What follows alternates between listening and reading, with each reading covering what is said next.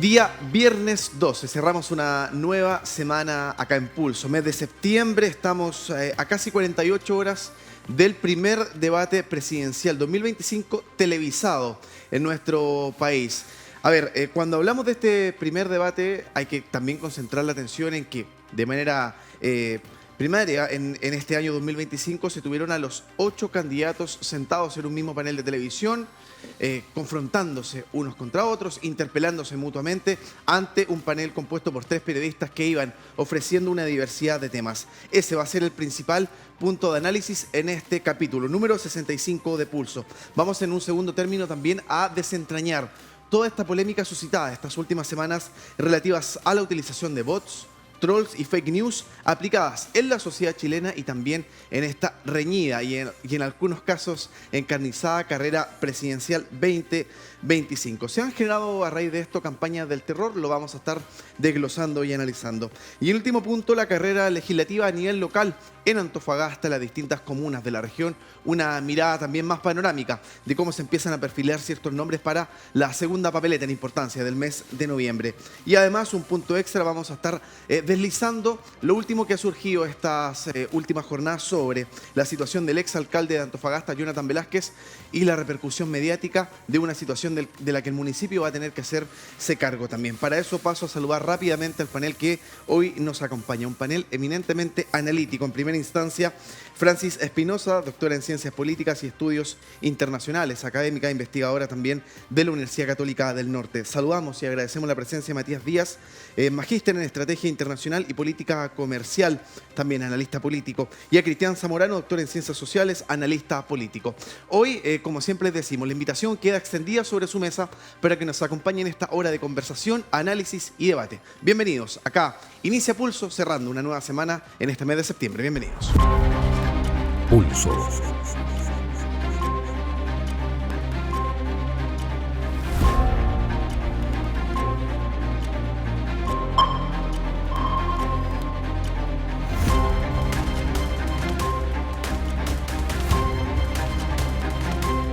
En Antofagasta Televisión. Bienvenidos a Pulso.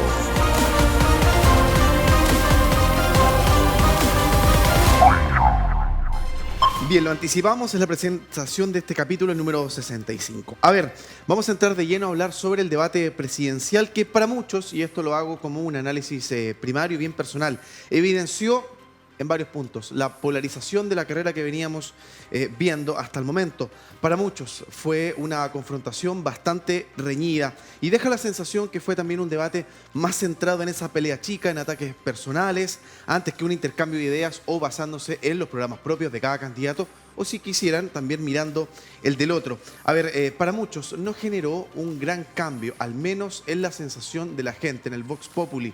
Quizás para tantos otros analistas que uno ya ha empezado a escuchar en estas últimas 48 horas desde que se inició el debate, no movió mucho el tablero, al menos en una primera instancia. Ya vamos a pasar a desglosar aquello.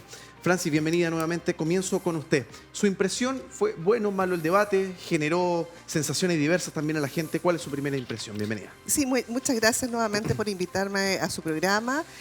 Bueno, en realidad habría que partir sobre la base del formato, o sea, el formato, de qué manera los debates televisivos impactan de alguna manera en la intención de voto. La literatura dice que particularmente no, que la gente que se expone ya tiene su voto determinado. Sin embargo, hay literatura más contemporánea que plantea que sí, que efectivamente pudiese mover la aguja. La verdad es que uno queda con la sensación de que en realidad fue un precalentamiento. Hubo momentos relativamente álgidos de confrontación, pero no mayormente, tal vez porque el formato televisivo no daba tanto para la confrontación. Y en general uno pudiese decir que esperaba que aquellos candidatos que están en la pole position se expusieran menos y que fuera una plataforma mucho más significativa para candidaturas como Evelyn Matei, que oscila entre el tercer y cuarto lugar, y la presentación de candidaturas desconocidas como Harold McNichols. La verdad es que yo quedé con un gusto a poco. El profesor siempre decía que las cosas me gusta o no me gusta, quedé con un gusto a poco, Me hubiese gustado efectivamente un mayor debate de temas país, de problemáticas regionales, a pesar de que se toca el tema de la migración, pero también un mayor nivel en el discurso y en la proyección presidencial. Vamos a pasar a desglosar ya nomás los grandes ganadores o perdedores, algunos que quedaron ahí equilibrados en el medio. Matías, te saludo también de paso, gracias por la gentileza de tu tiempo. Muchas gracias. Sensaciones iniciales, ¿no? El sabor de boca que te deja este primer debate televisado. Este es el primer debate de muchos que se van a dar durante el tiempo de campaña. Entonces tenemos que entender que primero que todos los candidatos están recién entrando a la cancha y están soltándose un poco. Este es como el que más uno entra apretado. Se supone que siempre en los debates hay una preparación de los candidatos donde tratan de manejar la mayor cantidad de temas para poder abordarlo y profundizarlo de distintas formas y instaurar sus pequeños relatos dentro de estos programas televisados donde la gente podemos ver cuáles son sus posturas con distintos temas país. Para una primera instancia, con el formato que estuvo, no se pudo profundizar tanto. Además, yo tengo aquí una pequeña crítica. El sistema político actual hace que sea muy baja la barrera de entrada para poder competir en la presidencial. Entonces llegamos con 9 candidatos que al final se empieza a distorsionar un poco el debate. No se puede profundizar y terminan siempre en peleas pequeñas y tenemos 3 candidatos que ya están en la pole position, podríamos sumar un cuarto, pero ya la tabla de abajo, cuando entran a estos debates, entran más a la pelea chica, a la pelea de barro, a confrontar más con discursos como confrontacionales en vez de desarrollar ideas que puedan ayudar al electorado a definirse de un lado a otro. Cristian, tu análisis también de lo que fue esto para muchos. Se abordaron temas, mientras vemos algunas secuencias de imágenes, de lo que fue la jornada del día miércoles por la noche, eso de las 21:30. Se tocaron diferentes temas, pero cuando se inicia, por ejemplo, en esta primera confrontación entre Kast y Jara, hay algunos que dicen, ojo, si empezó así el debate, puede ser que finalmente el parámetro común sea justamente la confrontación, la reyerta entre los candidatos, ¿no? ¿Cómo lo viste tú? Yo tengo un problema con los formatos en general desde que veo los debates acá en Chile, desde 2005, 2006, yo no lo encuentro como interesante. Ya. Hay toda una fórmula que impide justamente, como lo dice Matías, una profundización de los temas. Más bien yo creo que está todo hecho para que haya cuña. Y una cuña es como un eslogan en Claro. sí, tiene poca sustancia. Entonces, no, hay como un miedo a la confrontación o una confrontación absolutamente superficial. Existiendo un canal nacional, exigir se aplica acá, bien que sea un canal estatal, una lógica absolutamente de mercado, porque todo es chiquitito, cortito, como para Instagram, para WhatsApp, para esas cosas. Y en cambio, yo pienso, teniendo un canal estatal, la idea por lo menos te puedes agarrar tú una semana entera, salir de una cierta lógica de mercado y enfrentar los candidatos, porque ya el sistema permite que haya 9. Entonces, quizás confrontarlo entre ellos. No hay nunca, acá fíjense, un duelo. Inclusive en la segunda vuelta, siempre en Chile no hay duelo yo contra ti debatiendo. Siempre están metidos los periodistas, hay como una triangulación, hay como un miedo a la confrontación. Y eso es antes el fenómeno de las redes sociales. Entonces, no te deja nada. ¿Quién gana el gallito cuando te agarras con uno? Y es muy escolar en sí, es muy infantil. Es un patio de recreación. O sea, te vas con la ganadora porque, mira, él le sacó la cresta esta mañana del recreo. Entonces, ahora es popular, voy con ella.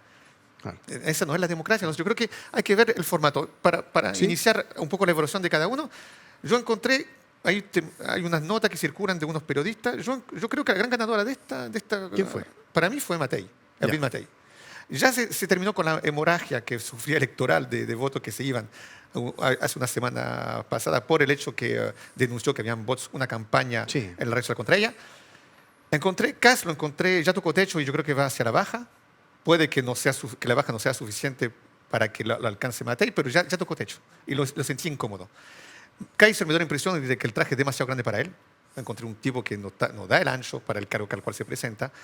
El señor Artes ya Casi anecdótico. Claro. sí, Su- entonces, su- digamos, su participación. representa una voz que antisistema, anti-todo, y al final no creo que ganar la moneda es la meta de él.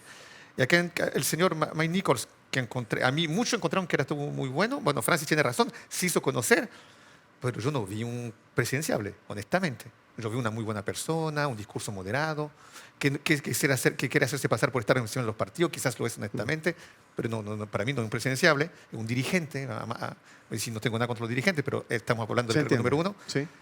Y París, yo creo Franco que Parisi. París fue el peor. ¿Por qué? Porque yo creo que Evelyn Matei, ya que hablamos de Gallito, yo encontré que en el debate de las 3 horas hay un momento que me llamó mucho la atención y que para mí es el punto crucial. No el inicio cuando es el enfrentamiento y justo además legítimo encuentro yo, entre Jara ¿Y Kast? No, fue los 30 segundos de silencio, no sé si fijaste, Eduardo, no sé si fijaron, cuando Parisi saca los retratos de Pinochet, De Piñera. de Sebastián Piñera, presidente fallecido, que igual emocionalmente fuerte, para ella, y dice que usted es traidora, antes de responder, se da un lapso de tiempo de unos 30 segundos de silencio. Y a veces el silencio golpea. Y yo creo que eso fue una estrategia devastadora. Y ahí, para mí, perdió Parisi. Parisi, de este debate, para mí salió el último. Saca cuentas negativas. Metámonos de lleno también a analizar el desempeño, Francis, de los candidatos. ¿Hubo ganadores, hubo perdedores? ¿Quién quedó ahí sin pena ni gloria en este primer debate? Sí, yo creo que es mucho decir que hubo ganadores y perdedores, porque en realidad si uno ve, yo en muchos momentos sentía un debate eminentemente ideológico y una transversalidad, digamos, de opiniones, incluso en temas migratorios. Pero en realidad yo difiero con el doctor Zamorano. Yo creo que para mí la peor performance fue la de Evelyn Matei. Se veía una mujer plástica, estructurada como un corsé, y que, digamos, extremadamente nerviosa, evidentemente tenía una presión bastante grande que no pudo sortear, y uno queda con la sensación de que a su discurso le faltó sustancia cuando ella es una mujer brillante y podría haber entregado una clase de economía con datos duros en temas bastante significativos. Me preocupa, digamos, que en el fondo una amiga siempre dice que el poder quiere tonta a las mujeres. Me preocupa, digamos, que se proyecte una imagen errónea de las mujeres en la política. Entonces, yo creo que ahí Evelyn Matei para mí fue la peor persona. ¿Qué es una imagen errónea de la mujer en política, Francis? Que las mujeres no tenemos la capacidad para digamos, hablar de política, entender la política, estar en política. Porque ayer Matei nos dio esa impresión, que no entendía la política. Yo tengo otra impresión, Cristian, por eso no, dio esa impresión, según usted, que no entendía la política.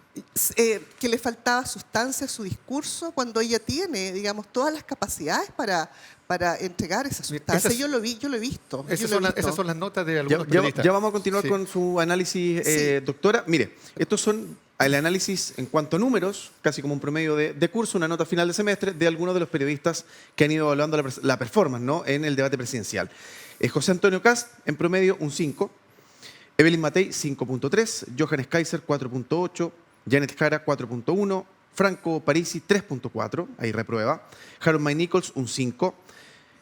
Marco Enrique Ominami, 4.1. Raspando, al igual que Eduardo Artés. Siga, por favor, doctora.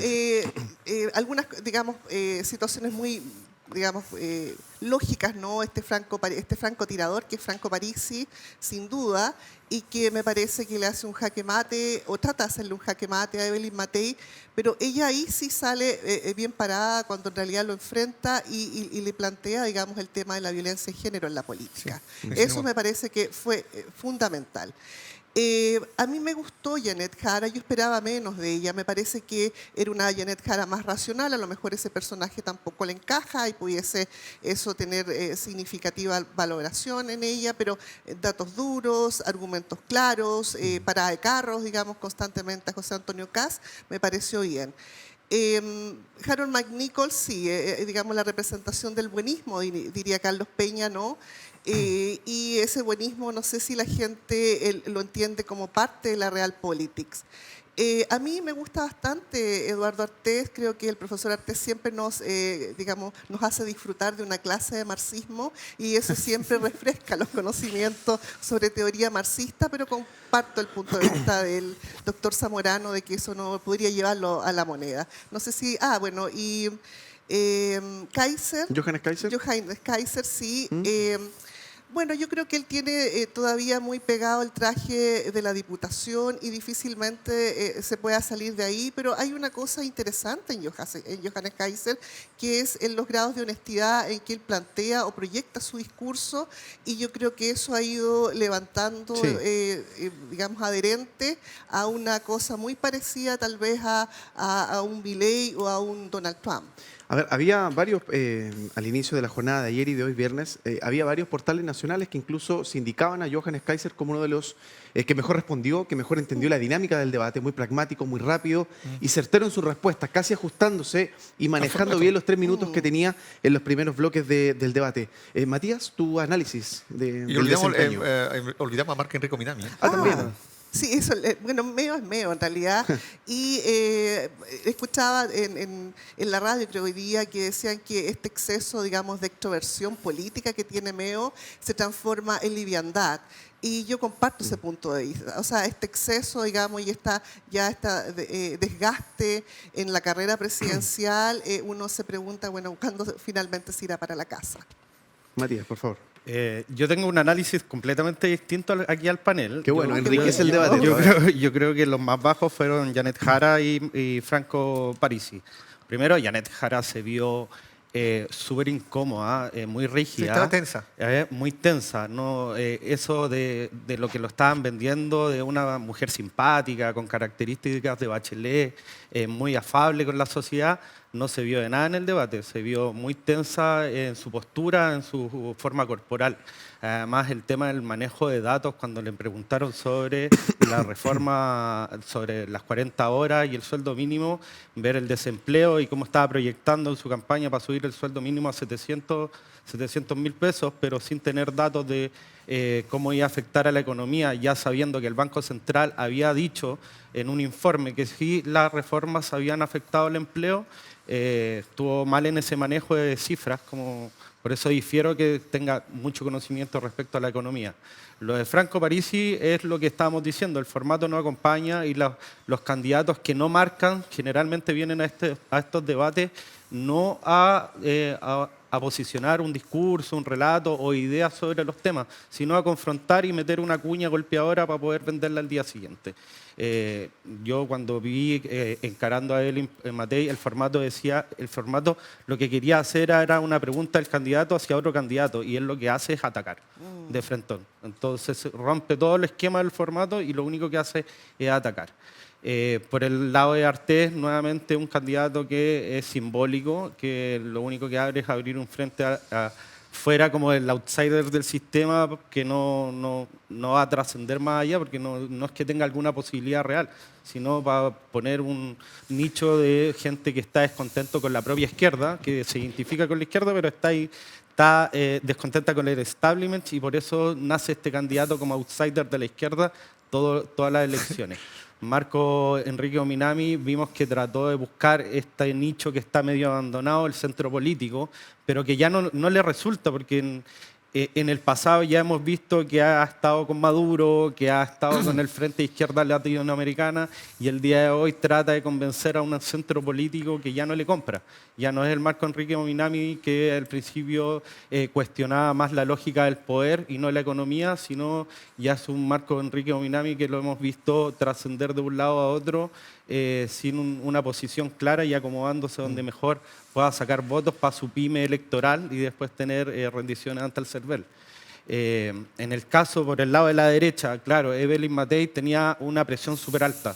Esta era el primer debate donde tenía que enfrentarse después de su desplome a la pole position que era José Antonio Kast, que le había quitado la pole position a meses anteriores y se tenía que notar firme en la profundización de ideas. Tal vez no se vio como se esperaba en su mejor posición, pero yo creo que vi mucho más incómodo a José Antonio Kast.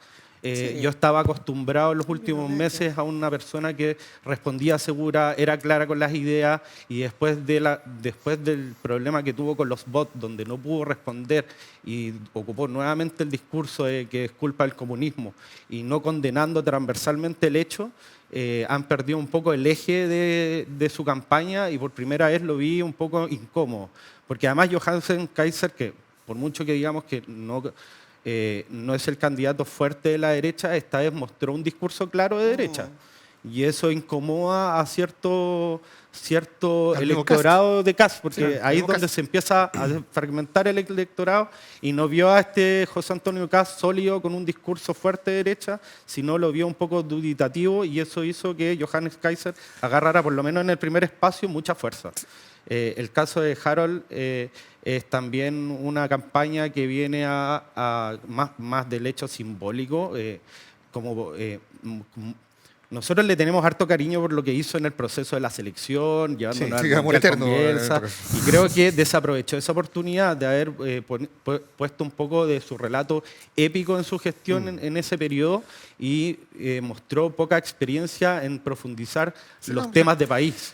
Entonces ocupó un lenguaje muy básico que tal vez es más entendible para la gente más común, normal, pero no mostró la profundidad para decir, para inclinarse, Ya, esta se persona entiende. sabe de seguridad, esta persona sabe de economía, puedo confiar que pueda dirigir un país.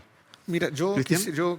te haré una pregunta. ¿Y la pinta, la teñida, la ropa que eligió Evelyn Matei era más Michelle Bachelet o era Lady Diana? Porque ahí hubo una elección explícita, estratégica. Eso también habla mucho, ¿ah? Sí, porque no fue un azar que viene con blanco.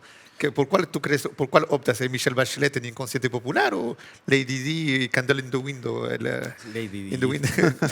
¿Tú dices que Lady Di? Lady Di, totalmente. Pero en Hay una general- foto donde están comparándose a una foto entre Lady Di y el look de anoche de Evelyn Matei, además para lo que representa la realeza como inglesa y La la de- derecha. no, sí, sí. La derecha es que son del mismo lado, entonces igual Sí, no, puede quizás tener, por eso se pierde tiene tan un seguido la mensaje derecha con esos subliminal, mensajes tal vez. subliminales. ¿Mm? No, mira, lo que yo sí Subliminal. quisiera, lo que yo quisiera indicar, para que quede claro esto, es que a momento Parisi, yo creo que ayer jugó como cuando all in en la carta, cuando tú ya juegas todo. Muestras toda la baraja. Mira, acá. vamos. Con lo que sucedió con Matei y también con su propuesta acerca de las minas antipersonales. En ese tema, puntualmente, Cristiano, en otros también. Que No, tú dices ya, se juega todas las cartas. la mina interpersonal no, ¿Ya? es un completo en todo el debate y esa sea parte de una de sus cartas. Es decir, Perfecto. ya, yo me muestro como el tipo ultra rígido. Y yo, los tipos los voy a reenviar, poco importa que lo reenvío los extranjeros en barco a su casa Sí. y que se ahoguen, y que mejor sea así. Y yo voy a poner minas antipersonales en la frontera.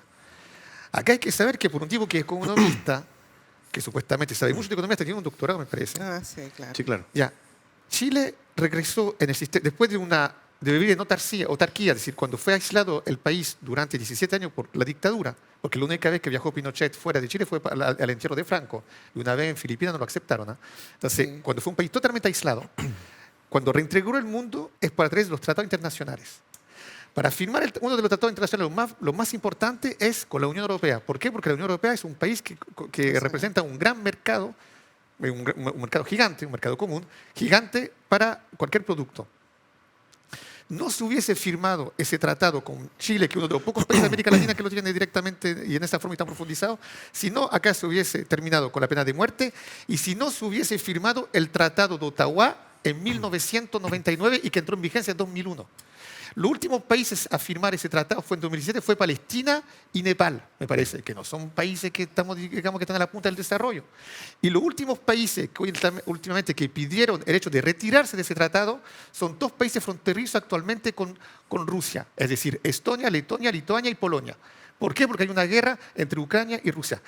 Reivindicar para este país, a pesar de que yo estoy consciente de la problemática de los inmigrantes, que hay que poner minas antipersonales hoy en día con Perú, Bolivia, todo eso, es absolutamente irresponsable e incoherente, sobre todo por un tipo que se reclama, que se pregona y su doctorado. Es decir, seamos serios 30 segundos. Hay mil maneras de frenar la inmigración, de controlarla, porque no la voy a frenar totalmente, pero ese tipo de medida Manejarla. es ser un viaje al pasado y no el más glorioso del país. A ver, con ese punto sobre la mesa, doctora, dentro de las principales temáticas que se abordaron, de los ítems de conversación, por si hay alguien que todavía no tiene la oportunidad de repasar el debate, listas de espera en salud pública, seguridad y delincuencia, economía, migración irregular y política internacional, como los grandes tópicos de conversación. Aún así uno le queda la sensación, creo, ¿no?, de que varios candidatos buscan ganar o subir a la encuesta, llegar al sillón presidencial haciendo bajar al otro, más que autopotenciándose, despotenciando la figura de otro candidato que en algunos casos, lamentablemente, y esto lo digo a título personal, se ve como un adversario y un rival.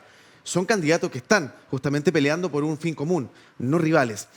Ahora, la pregunta que le planteo también a Matías y a usted, Francis, los debates como este, ¿tienen influencia directa, por ejemplo, en la percepción de los votantes de aquí en noviembre? ¿Esto puede cambiar algo? Sí, bueno, yo tengo la impresión de que el formato era muy curioso, porque era que levanten la mano, incluso había todo digamos, Sí. una jerga ahí divertida, ¿no? Como Sí, de sí, con con Américo, Américo, sí. claro. Entonces yo creo que ahí había una cosa como un poco extraña, ¿no? Como una especie de quiz, ¿no? Y comparto el punto de vista del doctor Zamorano, que esta lógica neoliberal de la rapidez, de la inmediatez, da para estos quiz. Yo tengo la impresión de que tampoco daba para la profundidad de la importancia de los temas. Ahora yo estoy recordando los debates anteriores, me refiero a la presidencial anterior, y eran un poco la misma tónica. Sí, O sí, sea, siempre la misma. uno recuerda que en realidad prácticamente uno veía una pelea de gallo, pero no una pelea, digamos, en este caso por temas país. Entonces, eso yo creo que entre el formato y el comportamiento, el grado de conocimiento o el grado incluso de preparación de las candidaturas. Que se incide, yo lo decía anteriormente, la literatura dice que particularmente no. Yo recuerdo haber estado en el primer debate televisivo, no presidencial, de primer ministro en Inglaterra, en Reino Unido, y la verdad es que era un debate bien curioso, porque en realidad, digamos, pusieron un mix de gente y era bastante curioso, y uno veía que el comportamiento de quien estaba mucho más holgado era quien no tenía nada que perder, que en ese caso era Nick Clegg, y Gordon Brown o David Cameron, por ejemplo. Sí. David Cameron sí estaban bastante estresados, sobre todo Gordon Brown, que en el fondo es quien estaba en el gobierno. Y implicaba, digamos, entregarle las manos al Partido Laborista a los conservadores, a los Tories. Entonces, yo tengo la impresión de que en este caso también se da la misma lógica, es decir, quienes tienen más que perder y quienes más que ganar. Ahora, la literatura más contemporánea plantea que es posible que se mueva, digamos, la aguja con la performance de Sí. las candidaturas en los debates y en los debates televisivos, sobre todo porque además la audiencia fue bastante alta, eso también, digamos, Sí. es importante. Sí. Y lo último que señalo es que yo creo que como primer debate, efectivamente este precalentamiento, seguramente el segundo debate va a haber otro formato y la gente va a estar mucho más preparada, las candidaturas van a estar más preparadas, pero seguramente en algunas candidaturas vamos a ver más de lo mismo, que sería Meo y Franco Parisi. Recordemos que tuvimos a Franco Parisi también en este set y Sí. nunca se, digamos, o sea, yo recuerdo al mismo Franco Parisi, con la misma, digamos, meterle bala a todo el mundo, el barco de llevarse a los migrantes, Sí. o sea, el mismo discurso podría cambiar las ideas fuerza, por lo menos. Y cuña con un idioma popular, no académico. Es decir, porque el otro día le preguntaron acerca del conflicto Israel y Palestina, cuál iba a ser la posición de Chile, y dijo, no, esas son peleas de perros grandes. Yo no imagino un presidente de la República hablar así. O sea, en Con todo ese caso, tipo de- a mí no es algo que me apetece. Matías, con tu reflexión nos vamos a la pausa también. ¿Eso Sí, yo incide algo en la gente? Yo recuerdo, acá tenemos un caso en Chile, recuerdo de una elección, creo que fue la de Alessandri en el 70, cuando sí estaban muy parejos en el Congreso, en la elección que gana Allende, que creo que fue la primera que se grabó o se televisó, y mostraban a Alessandri y Tiritón, no sé si se acuerdan de eso, y está muy apretado en las encuestas, Sí. y eso dicen los estudios de esa época, que yo no estaba vivo, pero lo pude ver en la Lo he academia, estudiado, en la literatura, que sí afectó. Y pueden haber casos de esa forma cuando el debate te hace cometer un error grave. Ayer igual vimos señales. Yo vi la chapita de José Antonio Caz por la discusión del PGU, Sí. por el recorte fiscal que ellos están proponiendo de 6.000 millones, que lo más probable es que sea en gasto social, que va directamente en transferencia a la gente. Entonces, igual estos debates sirven para aclarar o meter esa cuña respecto a sus propios programas e ideas. Uno va aclarando y uno como televidente igual va tomando decisiones. Estamos a 3 meses de la elección todavía hay muchos indecisos además. Claro, hay personas que tienen una postura clara y no cambian durante los años. La gente que se siente identificada por la derecha o la izquierda es muy difícil que crucen los charcos o las líneas crucen el río, fronterizas. claro. Pero hay otra gente que se siente independiente y que toma las buenas ideas o toma a la persona que más lo identifica en el mismo debate o en la misma campaña política y se va definiendo a lo largo de la campaña. Y estas discusiones televisivas que además llegan a una cantidad de gente enorme, porque cuando hablamos de televisión los ratings son enormes, se disparan. No es como un diario No, un reel. o un reel. Sí, lo ven millones de personas. Yo recuerdo una vez que estaba con un candidato, fue a un debate de TVN y llega Francisco Vidal y antes de entrar le dice a todos los candidatos, esto es igual que 3 estadios nacionales llenos. le metió un poco de presión y los tiró a la cancha, le dijo. Claro. Entonces, igual marca. Sí, por eso yo decía, este es el primer debate, los candidatos todavía siguen un poco apretados, se tienen que soltar, se tienen que preparar un poco más y vamos a ir viendo cómo se van definiendo posturas y cómo se van a ir equivocando. Sí, si ahí es donde está la gracia, cuando se van equivocando, dando malas respuestas, tal vez ahí eso pueda ingerir un poco en la balanza en los porcentajes que están más apretados.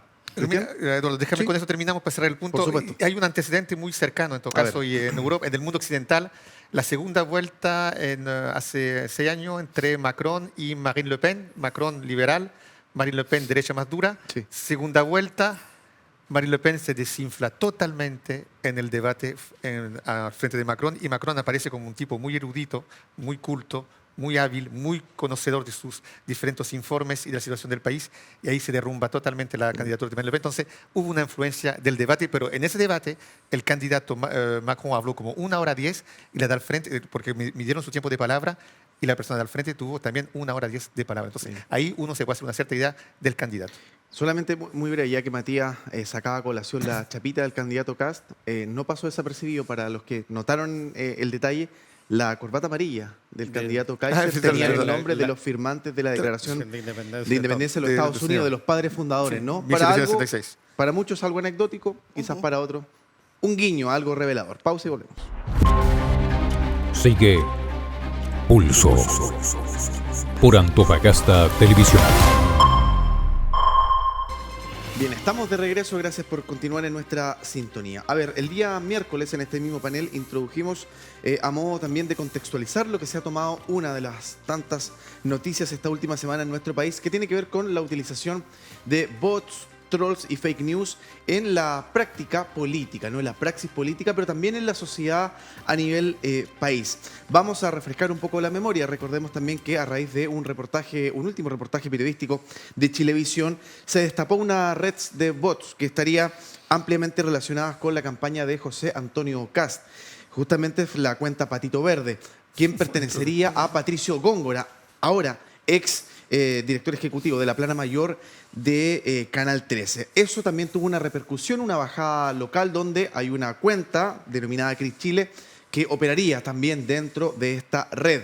Justamente esta persona que estaría detrás de esa identidad virtual pertenecería al Servicio de Salud de Antofagasta. De ahí en más, cuando hablamos de credibilidad de la institucionalidad chilena, credibilidad también en algunos procesos, vamos viendo cómo las confianzas se siguen resquebrajando y esto finalmente termina desembocando, Cris, en un riesgo latente para la democracia, ¿no? de nuestro país y del proceso electoral. No lo puedes decir de mejor manera. Por eso cuando ayer escuchaba a José Antonio Kast indicando que no, si esto concierne simplemente a mi usuario, que también pueden transformarse en bots, no. Para que lo tengan bien claro los televidentes, como el otro señor está diciendo solamente humo acerca del candidato París y acerca de las minas antipersonales, acá lo que hay detrás de esta acusación acerca de los bots es un modus operandi, una manera operatoria de intervenir. Una maquinaria, claro. Sí, exactamente, que ya se verificó en otros países y muchas veces, si no la totalidad de los casos, con el sector de la extrema derecha. Yo no sé si, bueno, mucha gente tiene Netflix, pero no tiene la plataforma HBO. Hay una excelente película que justamente concierne a Inglaterra, Francis, que se llama Brexit, que fue durante la elección, el referéndum que hubo en Inglaterra para que salga o no Inglaterra de Gran Bretaña de la Unión Europea. Sí, esa es la película Brexit, The Uncivil War, es decir, una guerra incívica. Y ahí muestran durante toda la película, con datos fidedignos, de cómo se manejaron las fake news, la mentira, la contrainformación absolutamente asquerosa, la manipulación y la difamación. Eso por un lado. Y eso después va a dar lugar a una investigación que es muy famosa, donde ahí se dieron cuenta que el manejo de los datos en Internet, en Facebook, y ese escándalo se va a llamar Cambridge Analytica, se van a dar cuenta que acá hay un problema con la utilización de las redes sociales, y el New York Times va a llevar una encuesta, e inclusive van a llevar a Mark Zuckerberg, el inventor de Facebook, a una comisión del Senado para que se explique acerca de lo que está sucediendo acá y su intervencionismo en campañas electorales, también difundiendo fake news y también trabajando con los algoritmos, regresando a lo que, digamos, aplicando lo que sucedió en el Brexit. Que hoy en día eso aparezca acá es todo menos una coincidencia, porque reitero, sucedió en Inglaterra y diarios tan serios, el Guardian no es un diario así, no es La Cuarta, con mucho respeto. Eso ha sido realmente definido como tal. Por ende, lo que acá se está destapando es una maniobra política absolutamente ilegítima y dañina para la democracia, porque hoy en día veamos el resultado de esas maniobras en Estados Unidos. Ayer disparaba a un personaje que ciertamente tiene un discurso extremista, pero no merecía un balazo. Se logró atencionar tanto la democracia hoy en Estados Unidos que ayer de nuevo ocurrió un atentado. Y hoy en día en Inglaterra hay marchas antimigrantes que son absolutamente brutales. Entonces hay que cuidar la democracia y para eso hay que condenar este tipo de estrategia que es absolutamente asquerosa, pero que está muy al orden del día. Doctora, su opinión, su análisis sobre la utilización de bots en la campaña política y que ya se insertan, ¿no?, básicamente en la sociedad chilena. Sí, que van generando, digamos, todo el efecto de desinformación y fake news. Efectivamente, el caso Brexit, el caso, la primera elección de Donald Trump con Cambridge Analytica, y también el referéndum en Colombia que implicaba si la guerrilla debía ser o no, digamos, juzgada. Eso me parece que como contexto internacional es fundamental. Yo quisiera traer a colación una de las primeras investigaciones en Chile de Ricardo Baeza Git, y Eduardo Grace. Los bots no votan, pero sí molestan, del 2022. Y ahí se planteaba que en el plebiscito constitucional de entrada, si bien no había una aparición tan significativa de los bots, pero sí, digamos, había una tendencia a que el rechazo usaba bots. Entonces ahí yo comparto el punto de vista de que uno visualiza que más bien la derecha, tal vez la extrema derecha, está utilizando a nivel internacional y por supuesto en el país esta estrategia que va minando, en este caso, la democracia, y la mina porque finalmente va determinando la intención de voto, y la intención de voto en el fondo conlleva a candidaturas de carácter populistas y antidemocráticas. Entonces eso, la verdad es que efectivamente es extremadamente preocupante. Yo he visualizado algunas prácticas también de un canal en YouTube del sur de Chile que ridiculiza especialmente las figuras de que eso es violencia de género, la figura de Janet Jara y Evelyn Matei. A Evelyn Matei le pone la bruja del 71 y a Janet Jara cara de huevo. Eso yo creo que es una cosa ya, digamos, que no debiera permitirse en un país donde debiéramos estar discutiendo alta política y los problemas que nos atañen como país.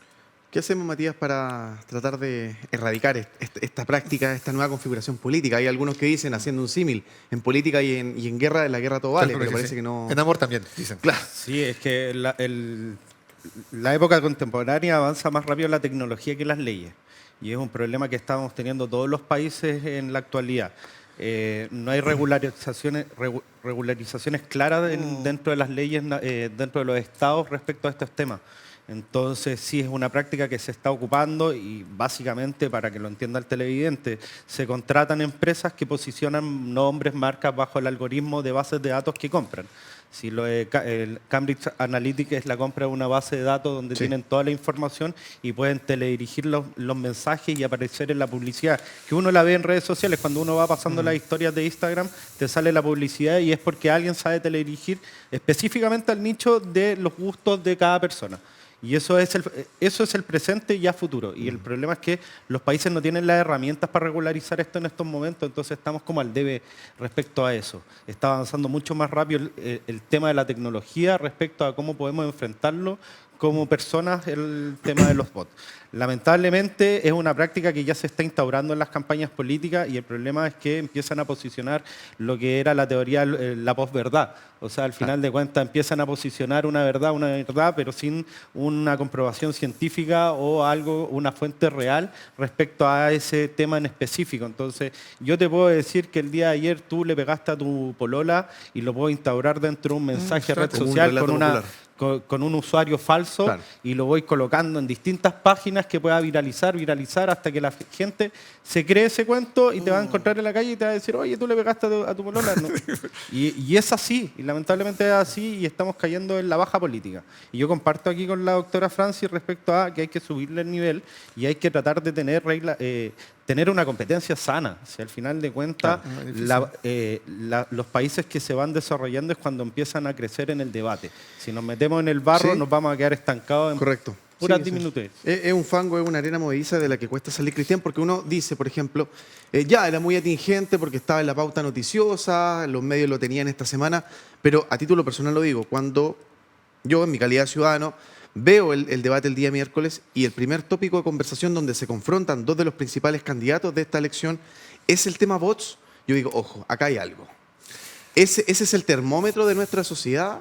Tenemos que iniciar un debate casi 3 horas televisado por vez primera con 8 candidatos hablando de los bots. Sí, puede ser atingente a lo que estaba sucediendo, pero uno dice, ojo, que eso me hace entender que el concepto de liderazgo está muy fracturado en nuestro país. Lo que hablamos del último Y además, programa. Ese es el líder, esa es la de lideresa que yo quiero para Chile, por ejemplo. Y además, sí, súper mala la respuesta del candidato José Antonio Caz, Que nunca porque respondió. en vez de condenar transversalmente el tema, ocupa el discurso anticomunista para decir que es la culpa de un sector o de una candidata. Si al final de cuentas, si tú vas a mostrar un liderazgo y estás postulando a dirigir el país, tienes que condenar este tipo de hechos. Sí, no puedes tener un relato medio ambiguo y liviano respecto a este tipo de prácticas. Se siguen instaurando narrativas con eso, Cristian. Por eso, para responderte y enlazar eso con lo que en la ciudad, mira el tiempo, el tiempo que nosotros pasamos en la pantalla.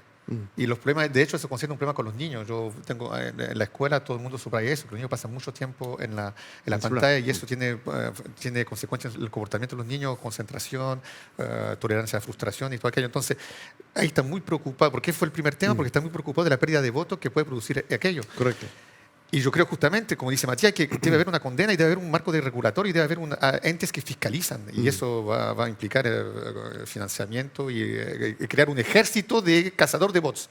Y eso yo creo que va a ser para la próxima elección, o sería bien, pero de la misma manera a mí me gustaría que, ya que hay que ofuscarse, que alguien en campaña o algún diputado se ofusque con lo que está pasando con Crichil acá, uno de los bots que está... Hagan una bajada de eso acá en Antofagasta. Bueno, Una Francis, lectura. usted se Sí, yo me ¿se acuerda recuerdo, de sí, Crichil? No, había una mi- fijación, parece, sí, ¿no? Sí, mi primer hackers oficial. Hay afectados acá en esta Sí, mesa. no, absolutamente, porque a un momento era que era el acento, que era la pinta, después que yo era contraje en la intendencia, que yo era el sapo de la intendencia, y después se puso más sencillo porque divulgó una licencia médica mía que era de un tema sensible, y la divulgó, la tiró a través de internet, y eso me dio a entender que tenía información dentro de mi lugar de trabajo, que era la universidad de la época. Entonces ahí yo salté. Y yo le dije a ese personaje, oye, por televisión, porque yo tenía un espacio de entrevista, Sí. y digo, oye, él se comporta como tal, no da la cara, ta. Exacto, no. Y a mí me llama la atención que él nunca le pega a lo Araya. Nunca le pega a Pedro Araya, nunca le pega a Jaime Araya. La tiro así en la tele, voy a mi casa, y ahí, después en Twitter, él responde, y justamente el senador Araya le responde él a Crichili, que lo interpela a través de Twitter, y se mufan de mi ataque. Tan así que hasta el Mercurio va a publicar, esa es una de las caricaturas que él me hacía, que el Mercurio el domingo saca en Off the Record, recuerda esa anécdota que yo me enojo en la tele y que el senador Araya habla con Crichili. En la foto que vimos anteriormente, lo chistoso es que Crichili trabaja en el servicio de salud y su mujer era dirigente del FEMPRUS, que es un sindicato de trabajadores del servicio de salud. ¿Y quién apoyaba siempre el FEMPRUS y esa dirigente sindical? Pedro Araya. Digo eso, digo nada. Y de la misma manera, yo creo que los Arayas siempre están muy metidos en los medios de comunicación de esta región. Jorge, que un gran periodista, Jorge Ortiz, director de Timeline, un amigo, colaboré con él, pero Jorge trabajó por por lo Araya. Fue asesor de comunicación de Pedro Araya. Su diario no le pega mucho, que digamos, a lo Araya. Y está bien, tiene el derecho de tener sus afinidades.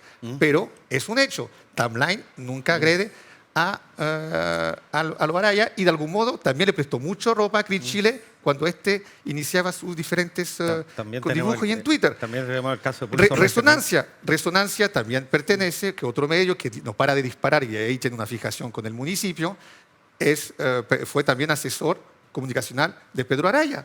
Entonces tú ves que ellos manejan perfectamente. Pulso Regional también. Y eso qué decir. Y el último caso, Jaime Araya tiene como asesor un candidato para el Partido de la Gente que tiene un medio que se llama Pulso Regional y que tiene no sé cuántos seguidores y que también pasa su tiempo a pegarle al municipio o lo que sea. Entonces, ellos captaron perfectamente aquello y hace años que lo hicieron. Entonces, la importancia, yo creo que para los diputados que no les gusta pelear entre ellos, alguien puede ir a hablar con la señora Medina, si todavía está en la Secretaría de Salud, y con Cris Chile, y que alguien intervenga acá, porque en vez de trabajar, el tipo, de un lado, estaba haciendo un bots, y que no me dice que recibía remuneración externa por su trabajo, porque fue tan bueno en ese trabajo de bullying a través de las redes que lo vinieron a buscar desde Santiago para reclutarlo para el equipo de Republicano. O sea, hay algo extraño ahí que hay que absolutamente divulgar y sobre todo esclarecer. Y yo creo que ahí le corresponde a una autoridad que va a la parlamentaria, porque acá estamos hablando de democracia y de algún modo eso sucede directamente en nuestra ciudad. Se entiende. A ver, bots, trolls, fake news. Doctora, termino con usted este bloque y ya nos vamos a la pausa. A la vuelta vamos a seguir analizando un poquito más el panorama, el escenario local. Cuando hablamos justamente de que se pone en tela de juicio y la democracia camina en la cornisa ante las fake news, estamos apuntando también al nuevo electorado, al recambio del electorado alguna vez en Chile. Esa renovación generacional. ¿Por qué? Porque los niños y jóvenes de hoy en día se informan y se desinforman a través de redes sociales. Entonces, cuando ese grupo que alguna vez va a pasar a liderar las urnas chilenas se fijen en esos bots, en los trolls, en los comentarios, en las imposturas, en las falsedades y en las fake news, ojo que también van a ser un grupo, un bolsón de votos que tal vez va a estar con la brújula súper descalibrada, doctora. Sí, bueno, efectivamente a mí me parece que es una cobardía esconderse debajo de, digamos, o detrás de una imagen que nunca nadie conoce. O sea, ¿quién es Cris Chile? Yo particularmente no lo conozco. Ahí está, hay un video y además entrevista. lo cuestionable es que lo hacía durante su hora de trabajo. O sea, ojalá muchos tuviéramos tiempo para eso. Y lo tercero que me parece, digamos, discutible es en países como México, por ejemplo, organizaciones como el CERVEL de México han logrado instalar en periodos eleccionarios todo un levantamiento de chequeo de datos y contribuyen con eso al proceso eleccionario. Sí. En Argentina hay organizaciones fact-checking, hay organizaciones especializadas en el chequeo de datos y acá en Chile algunos medios y la Pontificia Universidad Católica. Entonces yo tengo la impresión de que se hace necesario justamente, y comparto el punto de vista de Matías, de legislar al respecto, pero también levantar una robustez institucional que permita, por lo menos en periodos eleccionarios, un poco apalancar estrategias democráticas que impidan el ejercicio de la desinformación y de la fake news. O sea,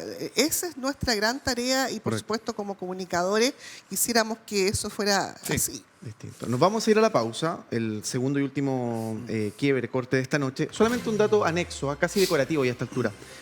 Horas previas al debate presidencial, el presidente justamente de la República, Gabriel Boric, abogaba y pedía una instancia, un debate me refiero, con altura de miras, lo estoy leyendo textual, y sin fake news ni bots. Mire cómo son las cosas. Pausa.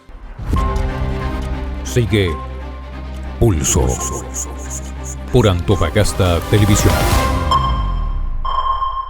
Bien, seguimos junto a ustedes del otro lado haciendo Pulso a través de las pantallas de Antofagasta Televisión. Ayer jueves se dio a conocer que el municipio de Antofagasta deberá asumir una millonaria indemnización por concepto de acoso sexual y laboral del exalcalde Jonathan Velázquez a una funcionaria. Esta denuncia se hizo pública en abril del año 2023. El alcalde Razmilich, entre tantas voces de figuras reconocidas del ambiente político local, dijo que esta situación es una vergüenza, comillas, para Antofagasta. Un dato para sumar a la causa. Velázquez ha dejado al municipio un saldo total de 240 millones aproximadamente por concepto de demandas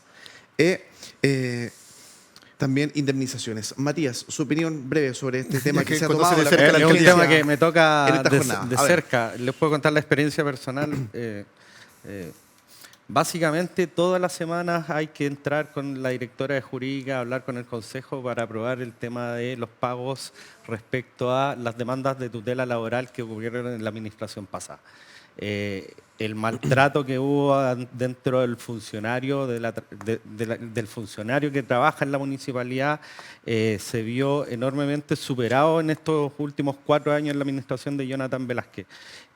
A diferencia de otras administraciones, se nota que aquí hubo un exceso de maltrato. O sea, las conductas de este personaje dejan mucho que desear para cualquier tipo de liderazgo político. Ojalá no vuelva nunca más a la política, porque con todo lo que hizo y con toda, ¿cómo se puede decir?, traumas que tienen las personas respecto a los años que trabajaron con él, es enorme. Es cosa de ver en las distintas direcciones de la municipalidad cómo lo pasaron mal.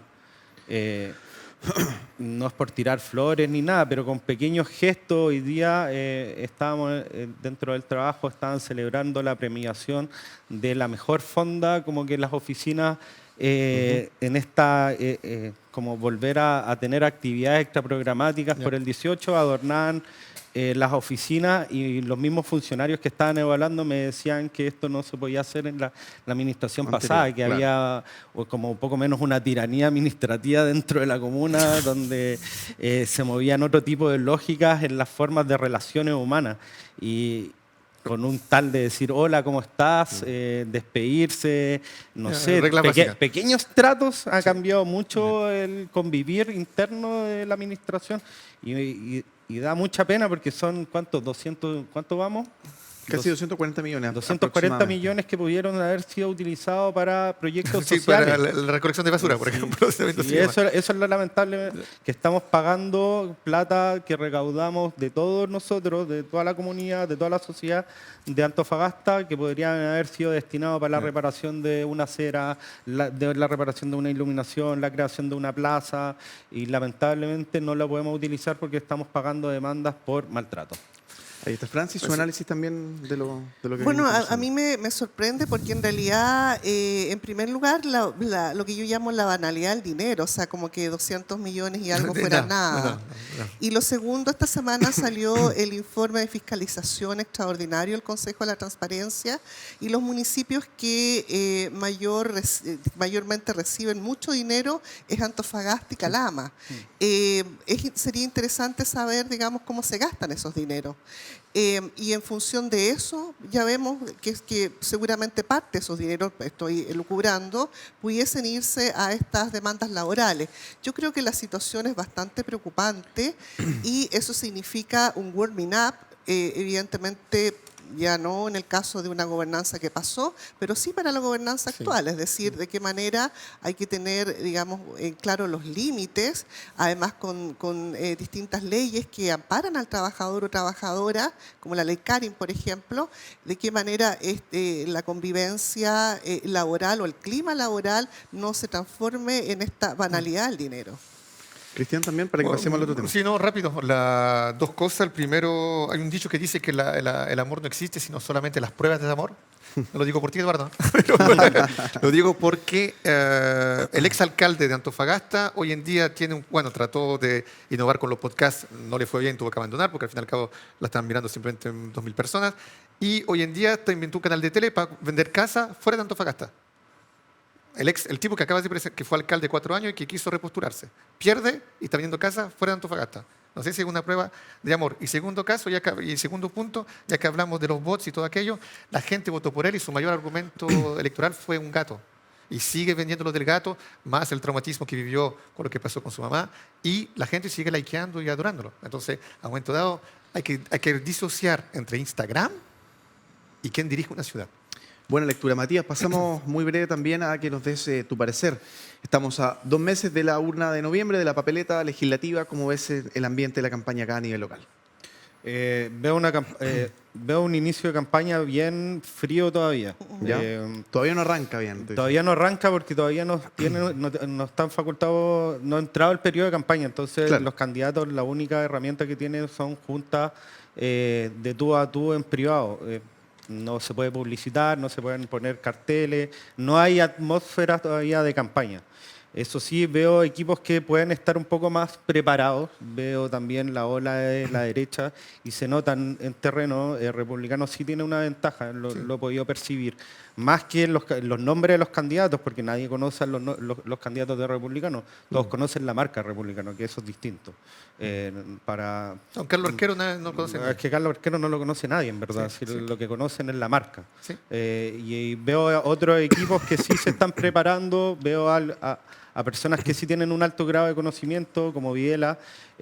Veo a la izquierda media confusa en el tema de los datos, porque ellos están proyectando con datos irrisorios que no le van a dar para lo que ellos creen, que al final dentro se tratan de convencer que van a sacar 3. Pero, ¿cuál es tu pronóstico? ¿Ah? Por el momento, ¿cambió desde la última vez tu pronóstico? No, yo creo que van a sacar 2 la lista de republicanos, una de Chile Vamos y 2 la de izquierda. Ya. Y creo que va a seguir así hasta el final de la elección. Ahora lo entretenido va a ser la posición de cómo van a salir en cada lista. Si ahí es donde está la pelea interna. Si se va a reelegir Johanna Ahumada como primera en la lista y va a seguir los arqueros, porque eso también te da una posición de poder. Hay que entender todo eso. No, si lo explicamos en otro porque hay que Ah, tiempo. Y la discusión que se da, la pelea que se va a dar dentro de Chile Vamos también es súper interesante porque ahí va a la reelección el candidato José Miguel Castro, que además es presidente de la Cámara Baja, que tiene todo el título nobiliario de atrás, pero tampoco lo hemos visto en terreno acá desplegado y con un equipo práctico. 2 meses de la Vemos elección. a su compañera de lista auspiciada por Paulina Núñez, que vive en Santiago, viene, va y tampoco está desplegada, y vamos a ver cuánto le va a ayudar la misma maquinaria de la senadora. Vemos a Yantiel Calderón, que está armando su equipo desplegada en terreno y tiene la espalda, por lo menos en la Es comuna, la que tiene la espalda ancha. del alcalde, y además ella tiene un trabajo territorial por los años de vida en Calama. Pero ha causado ruido eso del tener al alcalde siempre con ellos. ¿Qué piensas tú de aquello? De que tenga el alcalde, obvio es que su figura es la figura del partido. O sea, todos los que tengan una figura que les pueda sumar al conocimiento lo van a utilizar. Si lo que tienen que, la regla es súper clara dentro de la Contraloría. Si tú estás fuera del horario de trabajo, tú puedes hacer lo que tú quieras. ¿Se entiende? ¿Ah? O sea, nos quedamos con ese análisis, Matías. Doctora, por favor, su análisis. Sí, también. bueno, a mí la verdad es que como estamos en un proceso de fiscalización mediática, por así decirlo, a mí me llamó la atención el alcalde ayer en el debate. O sea, la pregunta es, ¿el alcalde se anda poniendo para sacarse la foto con y en el fondo chorrear? Eso, en este caso, la candidatura de Yantel. Es jefe de campaña de Matei en la región, parece. Sí, pero yo creo que el alcalde tiene más valorización positiva que la candidata presidencial acá en la región, acá en la comuna, por lo menos. Sí, pero bueno. ¿Ah? Sí. Ahí Sí, podría- no, simplemente lo planteo porque muchos de nosotros nos quedamos con la sensación que más bien importa la gobernanza de la ciudad más que estar digamos, allá en Santiago. Lo segundo, yo tampoco cambio mi posición Perfecto. a distinto. Yo creo que le daba uno a ¿Cuál uno. es? Me parece que había señalado uno de el Chile Vamos, uno de PDG, Bien.